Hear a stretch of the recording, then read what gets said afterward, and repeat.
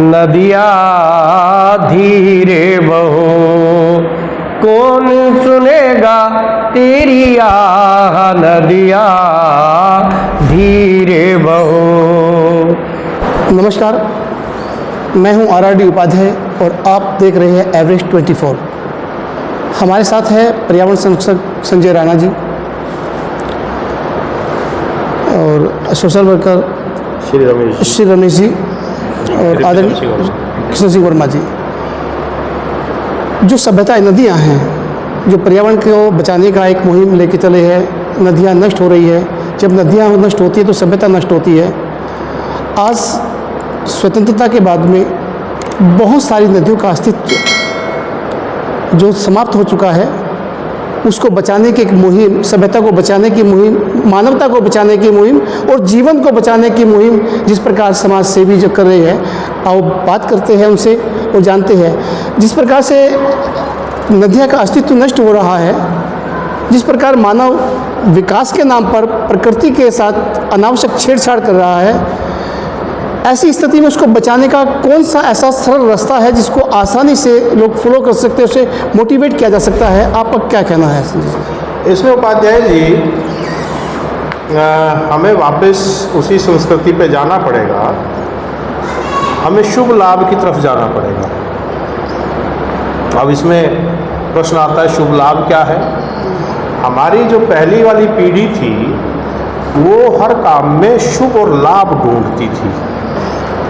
लाभ हो लेकिन शुभ के साथ हो, उसमें वो सब चीज़ें हो जहाँ से हमारे प्रकृति का हर जीव जीवित रहे।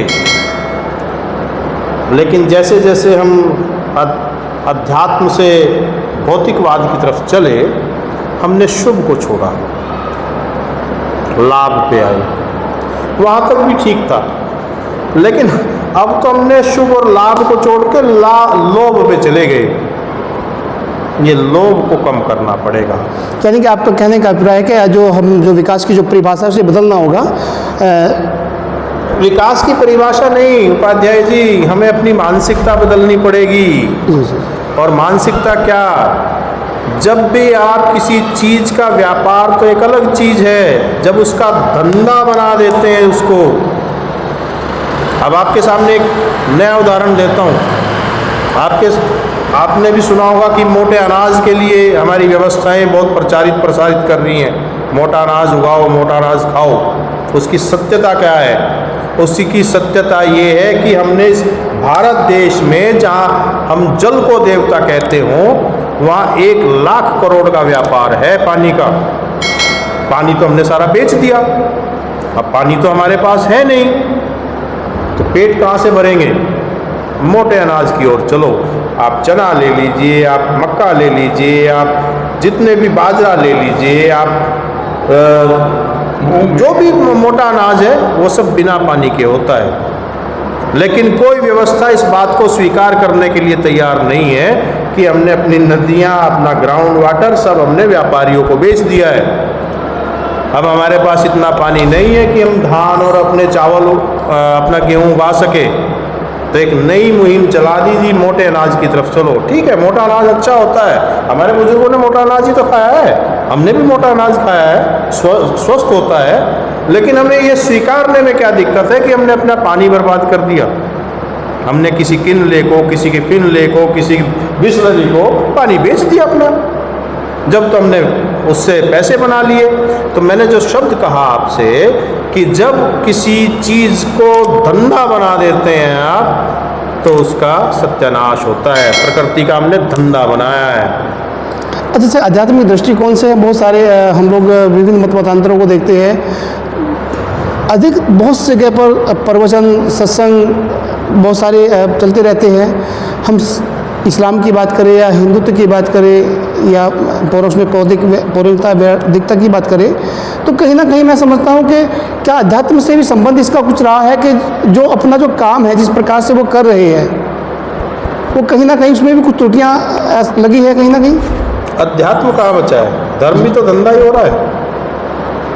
अब ये बताइए आप, नदियों की सुंदरता पानी से या घाटों से या आरती से? जी। नदियों की सुंदरता तो पानी से ही होगी ना। लेकिन आजकल तो हम सुंदरता किस में देख रहे हैं? घाटों में और आरतियों में देख रहे हैं। 3-4 करोड़ लोग 3-4 करोड़ रुपए आरती के नाम पे लिए जाते हैं। अब यमुना की अगर गंदे पानी की आप आरती करोगे तो कौन सा पुण्य का काम कर रहे हो जी आप?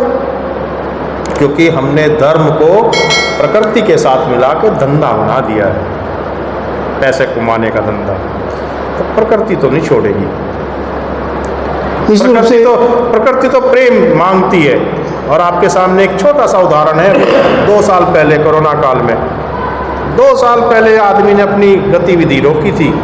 आपको सहारनपुर से पहाड़ दिखाई देने लगे थे, नदियों में डॉल्फिन आ गई थी गंगा में। आपकी जो जितने जीव थे सारे सड़कों पे आ गए थे नहीं आगे थे। वास्तव में देखा जाए, हम अनावश्यक हमारी महत्वाकांक्षा इतनी बढ़ गई है कि हमने, जैसे कि राणा जी ने कहा, कि हमने व्यवसाय जो व्यापार होता था उसको एक धंधा बना दिया है। हमने अध्यात्म को बेच दिया और निश्चित ये मानसिकता ओजोन की परत में बढ़ते हुए हॉल को और भी बढ़ा रही है। प्रकृति के साथ जो छेड़छाड़ हो रही, खिलवाड़ हो रहा है, वो निश्चित रूप से हमें एक दिन ऐसी अवस्था में लेके चला जाएगा जहाँ सभ्यता नष्ट होने की स्थिति में होगी। लेकिन मैं धन्यवाद करता हूँ ऐसे समाज सेवियों का कि जो उसके बावजूद भी इतनी नकारात्मक दृष्टिकोण से के बावजूद भी वो कहीं ना कहीं इस प्रकृति को, इस सभ्यता को, इस मानवता को, इंसानियत को बचाने का प्रयास कर रहे हैं। आपका बहुत बहुत धन्यवाद। नदिया धीरे बहो, कौन सुनेगा तेरी आह। नदिया धीरे बहो, किसको है तेरी परवाह। नदिया धीरे बहो, सभ्यताएं जन्मी तट तेरे, संस्कृतियां परवान चढ़ी। तेरे आंचल के साए में सारी दुनिया पली बड़ी। आज किसे एहसास,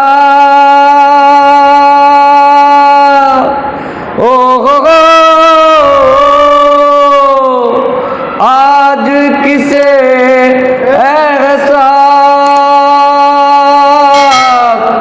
आज किसे एहसास। नदिया धीरे बहो, ओ यमुना धीरे बहो। ऐसा है भैया, जल तो जीवन ही है, पर जब हम अति करते हैं तो संस्कृति और प्रकृति के साथ खिलवाड़ होता है। और जब इनके साथ खिलवाड़ होता है तो विकृति आती है। वो मानव निर्मित मामला था ना, प्रकृति ने नहीं किया। वो आप जबरदस्ती किसी पानी को इतना रोक रहे हो और उसको संभाल नहीं रहे हो। प्रकृति का एक व्यवस्था है, उस व्यवस्था के हिसाब से अगर हम चलेंगे तो प्रकृति साथ देती है, वो अपने ढंग से चलती है। मगर हम उसको इतना बांधते चले जा रहे हैं, कहीं बंधे बना दिए, कहीं बड़े बांध बना दिए, कहीं झीलें ऐसी खड़ी कर दी हैं। तो ये सब जब हम कर रहे हैं तो अप्राकृतिक कार्य करने पे मानव जुटा हुआ है ना, तो इसमें हम प्रकृति को दोष कैसे दे सकते हैं? प्रकृति का तो पानी का भाव पहले आता था, हमने जमुना का दिल्ली में देखा है, लाल किले के टक्कर मारती थी। आप विश्वास कर सकते हैं, लोग ये तो कृष्ण की बात कह रहे थे, मैंने शुद्ध पानी ऐसे उठा के पिया है जमुना में 60 में। पानी इतना साफ था, ऐसे उठाकर पीते थे। सारा पुरानी दिल्ली का सेठ हो, गरीब हो, अमीर हो, नहाने के लिए सब जमुना पे जाते। जमुना पे जाने पर हमको, बच्चों को खास तौर पे, जब हम नहाने के लिए जाते, रुको, कोई भी बड़ा आदमी होता, रुको पेशाब करके आए, नहीं पहले जाओ पेशाब करके आओ बाहर। पानी में घुसते ही बच्चे का पेशाब आएगा। तो इतनी मन में मानसिकता हमारी ऐसी थी कि हम समग्रता में देखते थे। आज नदी में, दिल्ली में 22 किलोमीटर में 22 नाले गिरते हैं राजा बाबू। पहला नजफगढ़ और आखिरी ओखला, और बीच में मेटकाफ है, सादरा है, मोरीगेट है, बारापुला है, ये सारे के सारे नालों के अगर आप नाम देखते चले जाओ 22 नाले। ये सब नाले क्या थे? बरसाती नाले थे। जमुना का पानी बाढ़ का होता था, सुल्तानपुर तक ले जाते थे, वहाँ की झील में तरह तरह के पक्षी आते थे, आपके साबी नदी तक पानी जाता था और फिर वापस में तालाब वहाँ के आसपास के भर जाते थे और फिर वापस जब पानी मई में कम होने लगता था तो इन्हीं नालों के द्वारा आते थे। अब ये नाले नहीं रहे, ये गटर बन गए। अब तो नाले का नाम ही गटर मतलब बन गया, बरसाती नाला नाम का शब्द ही गायब हो गया एक तरह से।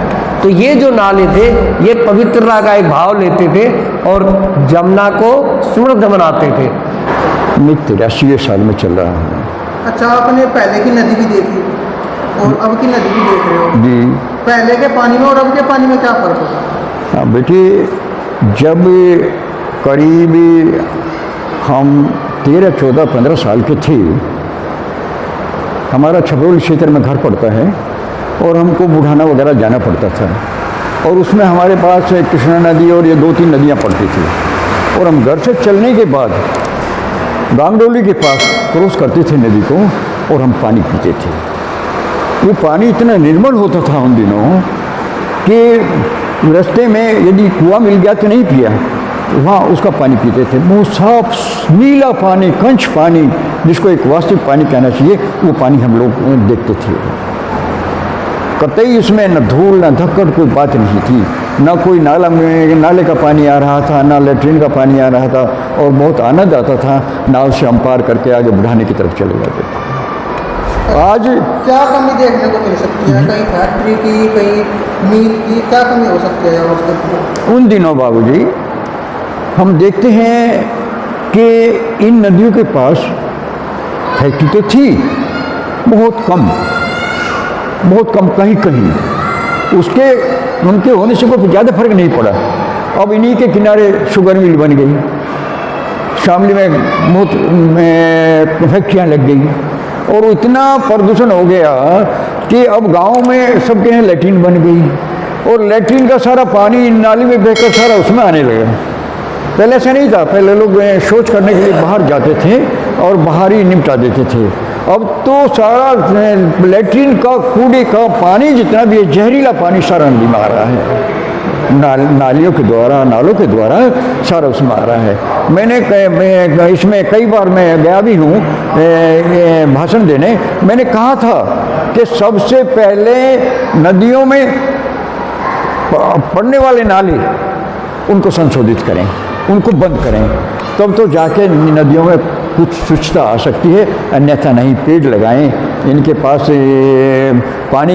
पानी बहाएं, इनमें कम से कम पानी हर महीने कम से कम छोड़ें कहीं से, तो तब तो इनमें सुधार हो सकता है, अन्यथा कोई सुधार नहीं हो सकता है।